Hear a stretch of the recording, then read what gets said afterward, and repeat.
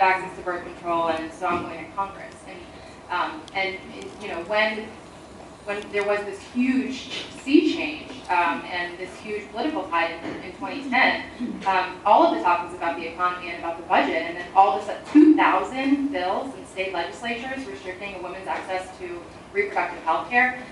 It's certainly not what anybody's advertising, because when you talk about these issues, it's incredibly unpopular. And I would argue that that's the reason why people don't see these as very politically salient issues, because they're not political issues. They're health decisions, and so why are we having these conversations other than the only reason I can come up with is to distract the electorate away from the real issues?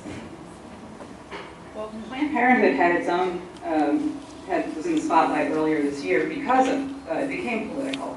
And I know one of you just mentioned how, I think, Dr. Moon, you talked about the social media and the role it would play. And the theme here is, you know, women aren't cohesive, we're not involved, we're not engaged, you know, there's no women's movement per se. So, but with the Planned Parenthood event, we saw social media and everybody was riled up. So what about that? Is that something that we should do more of? Is that helpful in getting women engaged and involved for all these other issues? Well, a lot of people don't realize that 1 in 5 American women relied on Planned Parenthood as her sole source of health care at one point in her life. And so, I mean, my philosophy about those issues is that when something happens, when the federal government almost shuts down over Planned Parenthood, or when Susan G. Komen for the Cure decides to stop funding breast cancer screenings at Planned Parenthood, and I'm not saying this because I work for them, Planned Parenthood is a very, very special place in a lot of women's hearts, because they remember being that 21-year-old girl in college that didn't know anything about birth control and needed someplace to go. And I truly believe that whenever Planned Parenthood is directly attacked, it has some power, because a lot of women really remember and really know what Planned Parenthood is. And I think that women also, because of their experiences with Planned Parenthood, have that understanding that Planned Parenthood is prevention. And that when you talk about Planned Parenthood, you're not talking about abortion. What we're talking about is women's ability to get access to the preventative care that they need to avoid having an unintended pregnancy, which in turn reduces the abortion rate. And I really believe that's the conversation. Just a quick comment for the social media aspect. We've already talked about the fact that a large portion of women, 45% of the unregistered people in this country are women. Independents are largely females, and we also know that younger women are more social media driven. So in terms of the big push is not with the older generations on these issues. It has to be with the younger generations, and social media is a really big key to it. That said, there are many analysts, and myself included, that feel that this election is going to be dominated more by the 50 and older voter than the last presidential election. So consequently, if you're looking at places where the work needs to be done, look right at the young women in this country. And if I could just add, one of the frustrating things about this whole abortion thing, when I graduated from Harvard Law School, my first pro bono publico thing was representing Planned Parenthood in the Rocky Mountain region for like 2 or 3 years. And if somebody would have told me in 1964 we'd be having these discussions in 2012, I would have thought you were nuts. But, you know, what I found as a legislator is that when Olympia Snow and I had this survey done of NIH, and we found that they had no women in any studies, and they didn't even use female rats. And they're using your tax money to do this, right? So that basically at that time in the 80s, you could get 5 women together and ask them what their doctor told them, and you'd hear 5 different things. And when you ask these very distinguished researchers why, they said 2 things. You drop a random net over a random group of men, and they're all in the same metabolical state. drop it over a random group of women, they're in all sorts of menopausal states. They can be, menopausal, postmenopausal, they can be pregnant, non-pregnant, in their menstrual cycle, whatever. And so you would say, well, wouldn't treatment require? Oh yeah, that's very possible. So we'd say, well, so should we just go to a vet? I mean, what's the difference? But when we ask these guys, okay, you know this, you are scientists, you know this, why? Why are you doing this? They did the one breast cancer research on men. They had nothing on osteoporosis in men. They were so afraid of finding something that might lead to abortion. They didn't want their government funding shut off. So women don't really understand how this whole abortion fetish has really oozed out into the entire area of their health care. And I just don't know how to communicate that to older women. It's not about, well, I don't need one. Of course, I don't need one either, but I would like some research done on some of these other things that I might need. And it has taken, we had to put someone in NIH that constantly goes over these things every single day. And 5 times they tried to get rid of that office because they don't like it. They'd like to go back the way it was. And it's all about abortion. If they find some medication might affect you somehow, oh my goodness, They came to me one day and said, you'll be happy about this. We're trying to find ways that octogenarians can still have children. And I said, well, I don't want to be anti-child, but I don't think so.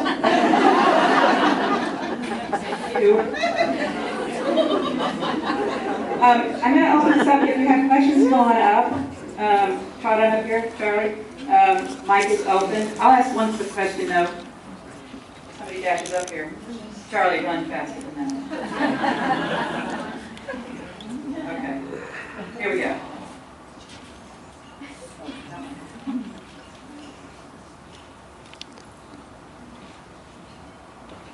I don't know that I need the volume turned up. Caroline M. Schramm, and I'm a member and am only not automatically saying my leave because I'm here. I've been at convention for a week. What do you all feel is the impact of the untapped flood of unregulated money which is rolling into the campaign as related to issues pertaining to women? Would you all say terrible? Another thing that I found it was a very, very interesting election in 2010. Many of you probably didn't like the outcomes, but as a social scientist, it was very, very interesting. Because for the first time in my recollection, maybe you all have a different one, we had women corporate CEOs running for major positions. Of course, Alex Sink in our state and 2 women in California that had plenty of bucks and whatever, and the money just wasn't really the issue, but the way that women were treated was the issue. And I think that's something that I'm watching this a little bit. And when you look at who can give the big bucks to the super PACs, I forget how many have already given, some donors, 80 or so, have already given $500,000 to different PACs. This guy Adelson from Nevada, you may be familiar with him, the casino guy, he topped up Gingrich, and that didn't work real well. But money is really bothersome to a lot of people, and especially in a down economy. I can't tell you the number of people, because I know what I do for a living, stop me in the grocery store and say, why are they spending all this money on this? We got people unemployed and everything else. It's very distasteful, but the #1 problem in the money game, these super PACs, is a lack of transparency. There's no reason why, with the technology we have, etc., why you shouldn't be able to see who is giving to whom and how much, and then you can fill in the dots as you like. But until we have that, it's just going to be a mess, and it's going to look more and more like our government's for sale. And the congressional ratings, which, by the way, did go up a little last week to 14% they were going to. They've been as low as 7 this season. But until you stop this buying of government and buying of positions and buying of access, you're going to increasingly have a more cynical public. And right now, take a look at the Gallup institutional ratings.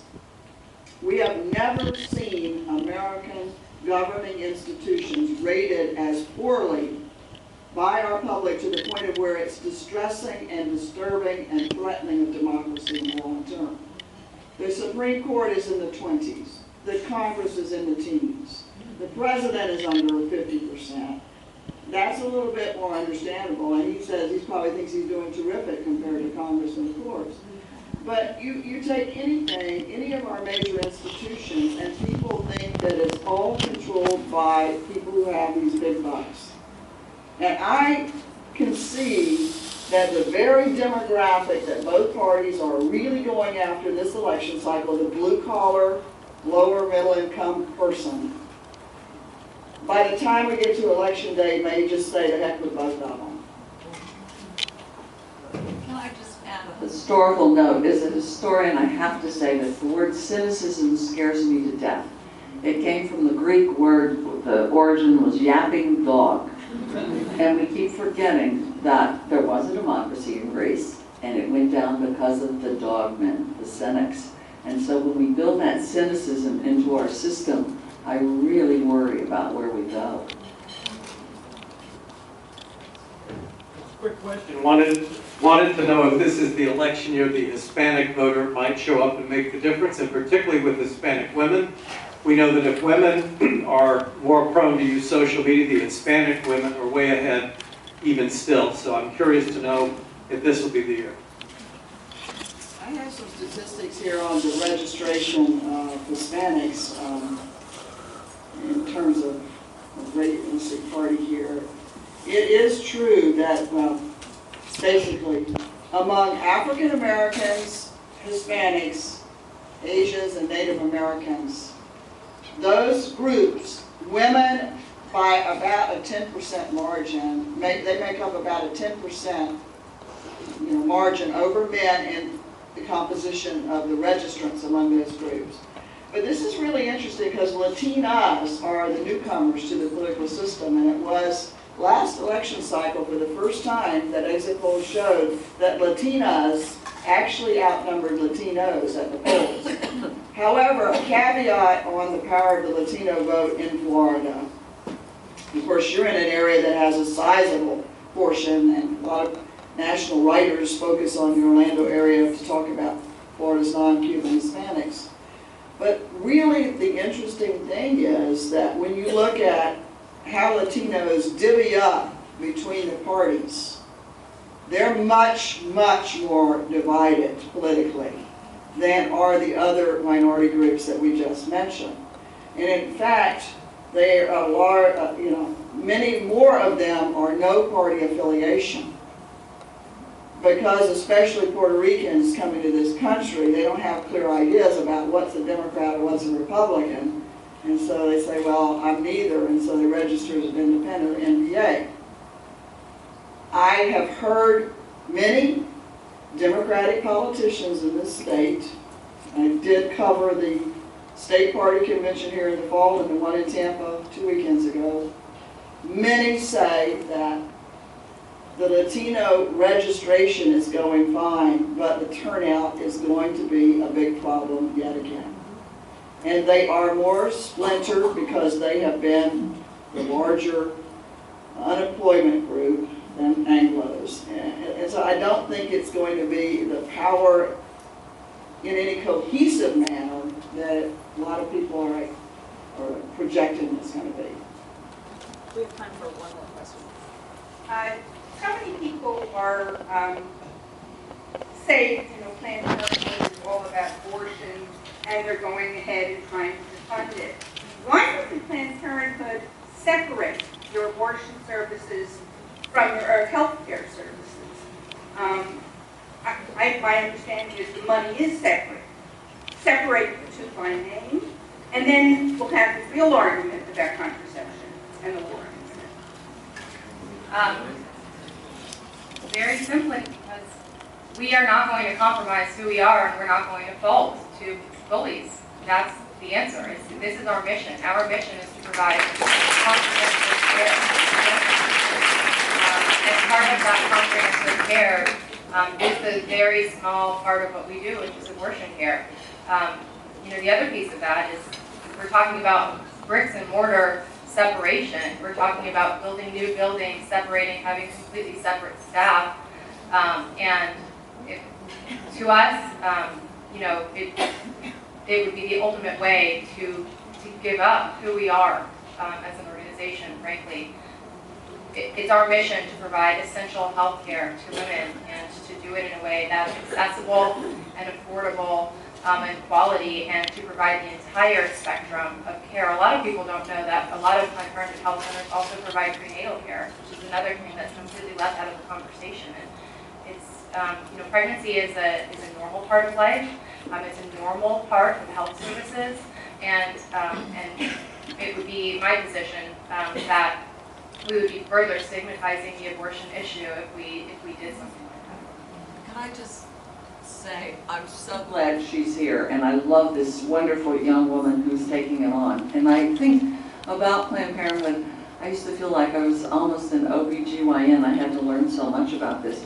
But what you find is suddenly, if you really look at it, they see many of the contraceptive measures is also abortifacients, that they call. And you may have read that whole page thing that was in the New York Times about the morning after pill, which they're now trying to get because they claim that that's also like an abortion, which it isn't at all. It prevents ovulation for a couple of days. But they, don't confuse people with the facts. They're out there to take it out. And it really is like a war of attrition. The sooner they'll come for the next and the next and the next. And when you get down to it, we used to say in Colorado when I was at Planned Parenthood, do you know what we call people who use the rhythm system in Colorado? Parents. Yeah, and because when you really got down to these debates, that's what they said was we should be doing. And it was like, well, okay. Let's not call it Planned Parenthood, or let's not call it birth control. Hello, I'm Tasman Figueroa, big woman voter member. My question was, when you talk about what the advisor, she said 12% was based on race.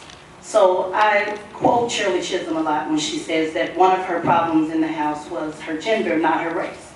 And a lot of women are shocked to hear that our challenges and our war on women is really the war within ourselves. So my question is particularly being from the younger generation, is when you look at those numbers, what I have found, particularly with having an African-American president and my support previously for Hillary Clinton, is how do those numbers shape up generationally? Because I've had older generations say, well, you're over there helping, those women issues, and be over here helping these women, when I see it as women issues, period, and totally collective. So I just wanted to know, as younger women are trying to become more involved, how do we, it seems that the older generation worked together, but then it seems that they didn't. So I'm just really curious how that 12% breaks down and how we can kind of work together on one issue. It's forever in American history been the case that race trumps gender in how people vote, especially in a situation where a person is making history, such as Obama did in 2008. The younger generations, and I'm a college professor, and I am one of a few at my level that chooses to teach freshmen. And I have 65 in a class, and I'm very divided, gender every other way. The issues of the things that we're talking about here today are just not anywhere near the top of the list for college students. And they're the ones who vote. Their non-college cohorts don't. And they are not, women, the younger women are not really knowledgeable about the battles that everyone has fought that's older than them. And they're just convinced that that's not relevant to them. And that is a really big problem. Until they have a problem with a pregnancy or whatever, it's just not an issue that's really relevant to them. You'll get a few on campus, but proportionally, a very, very small percentage. You have to get at young women more through economics, and then work them into the other aspects of women's freedoms. You can't start with the women's reproduction stuff and move them. You got to start with the basics, because they all owe a ton of money. Our state ups the tuition and fees on our students every other hour. It makes me very angry. And I understand their choices, but it's very frustrating to women like you who see it more clearly. So I kind of disagree that young women are not aware of these issues. I think that increasingly we are seeing young women really take an interest in this. At the University of Central Florida, we have a Vox chapter, which is a Planned Parenthood chapter a student group that advocates for access to reproductive health care. And there's just a ton of students who are involved and a ton of enthusiasm around the issue. And I would also argue that young women recognize that birth control is an economic issue for them. Birth control costs anywhere from $300 to $600 a year, which for a college student or for a single mom, which is more often what we see at the clinic, it's a huge investment if they are going to a provider that doesn't have affordable services. At our 2 clinics in town, well over 2/3 of the women who we serve are between the ages of 20 and 29. And recently we started something called a health center advocacy project, where in our health centers we give young women information about all of the issues that are happening at the national level and different ways that they can make their voice heard in terms of protecting the care that they utilize as their primary healthcare provider. And the other thing that I really noticed is that in terms of real enthusiasm around the Planned Parenthood mission, it actually, what I've witnessed personally, tends to be right now women between the ages of 30 and 45 who are not really engaged, where we really need to get them engaged. Women who are 30 and under, we have a lot of volunteers. We have a ton of interest, and we have people who are donors engaged at whatever level they're able to be engaged at. And then we have, of course, have women who are older, and I think probably still have that memory of how we got here in the first place. But I just want to say from my personal experience, and I think that what happened with Susan G. Komen, I think was led by women in their 20s, and my experience as a woman in her 20s, I know women who talk about these issues, I know women who care deeply about these issues, and we serve women in their 20s more than any other age group. One other thing, though, that I think is central on this whole birth control is not nearly as controversial as abortion. But it does come down to the cost issue. And that's, of course, at the heart of it, more than denying people birth control. The Gallup morality poll they did, that I've mentioned some things from already, when they asked people, this is the percent, these are all controversial issues, what percent do not think that some things are immoral? Birth control has no party differences. I mean, 87% of Republicans, 89% of independents, and 90% of Democrats all believe that birth control is perfectly moral. The distinction comes in the cost of all of it, and whether government should pay it or not. And the 2 groups are defining birth control very differently. But I think that your vision is the correct one, that women ought to care about all things happening to all women of all ages. We always say out west, it's rumps together, horns out, take them on. But unfortunately, it hasn't caught on here in Florida. So I'm trying, but I really do get very tired of people saying, oh, well, it didn't affect me, I don't need that, and it will affect you. And I must say, as a former politician, a recovering one, hopefully, but if they get away with what they got away with these last 2 years, and they all come back to power, Kate barred the door. I don't even want to think what's going to happen. We've got one more question, and I would ask, can we keep our answers really brief, because we're on our last one, we're expecting this time. Okay? Thank you for allowing me the chance to ask my question. Given the self-interest and given the divides the polls are showing along age groups, it sounds actually like there are 3 different age groups in question, the under 30, the 30 to 49, and then the over 50. and given that the strongest allegiance is to the party, what are some deeply pragmatic, specific things that can be done, rather than sort of a general idea of education? What can be done to overcome these divides and overcome the self-interest to get women unified on some of these issues? So again, as a politician, I wish I knew that answer. I would say with the incredible number of bills, when you're talking about 2,000 bills in state legislatures, and that's just on reproductive and women's health. You should see all the other things on, women should be at home, and women should do this, and women should do that. If that doesn't unify women, if that doesn't get through to them, I'm not quite sure what it is we can do. I don't think there's any magic silver bullet. If there is, tell me someone. I would note just really very quickly that all of the polling that came out right after the fight about birth control, about single women, were really overwhelming in terms of where single women were going with their votes. And I think that there's something very substantial there, that there is also a real marriage gap in the electorate too, and young women who are not married vote very differently. If they vote. If they vote. And one final thing here is, we're seeing a total reversal in terms of party composition.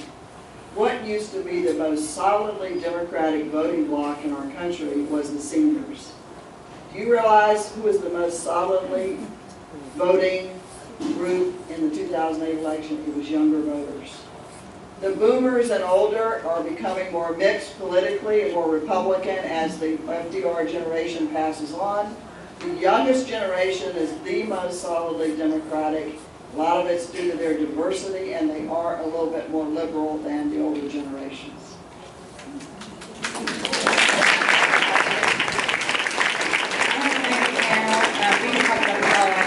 Sure, but I want to thank you. It's just been a pleasure to meet with all three of you. Thank you, and all the different generations, and just keep fighting the good fight. And we are at work, Pat.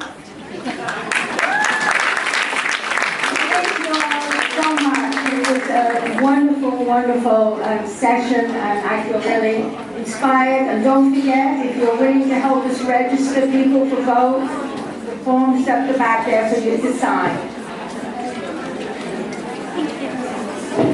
Hi, I'm Caroline Schramm. Could I make an announcement, please? Or actually, I'll say a few words. I'm Caroline Schramm, and Carol Davis and Sarah Goodwin and I have been in Washington, D.C. for the last week, representing you at the National Convention for the League of Women Voters. And we spent many days hearing wonderful things from people, from Attorney General Eric Holder to the pollster guru, Mr. Zogby, saying how essential the League of Women Voters are to the health of our democracy during the election season.